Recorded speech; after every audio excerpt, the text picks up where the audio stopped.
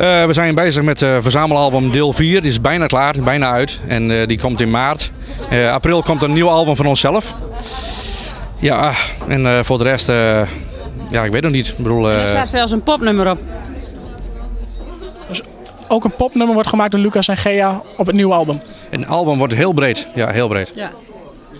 En is dat een van de favoriete nummers van jou, Gea?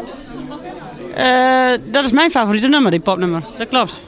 Het laatste ontdekte talent, daar hebben wij van de week net een single mee gebracht. En die heet Michel. En die komt uit Musselkanaal.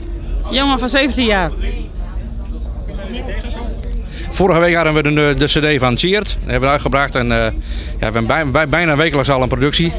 Dus ja, daar zijn we, ja, Bert Zwier, Arjen Boltjes. we zijn er heel druk mee. We zijn op het moment met 2 artiesten bezig met een heel album. En ja, omdat we ook zelf bezig zijn met een album, het is een drukke periode nu. Informatie kunnen ze krijgen via info@lenkproducties.nl. En daar staat ook precies op wat de bedoeling een beetje bij ons is. Hoe we dat precies allemaal doen. En wat je daarvoor terugkrijgt.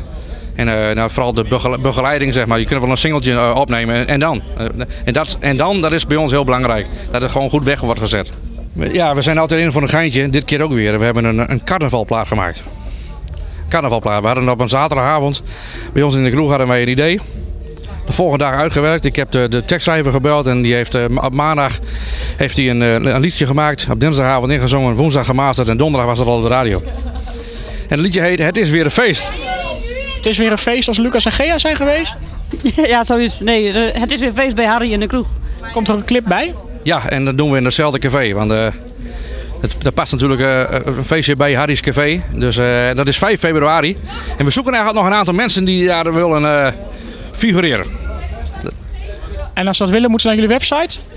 Ja, daar staat alle info wel op.